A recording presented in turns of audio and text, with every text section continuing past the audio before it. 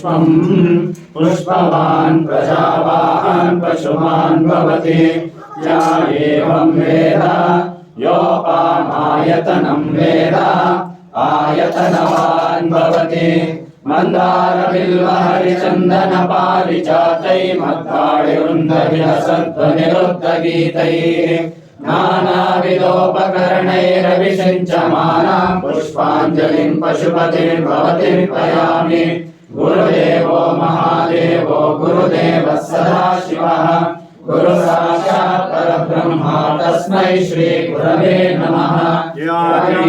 पार्वतीपते हर महादेव हर नमः पार्वतीपते हर महादेव शिव नमः पार्वतीपते।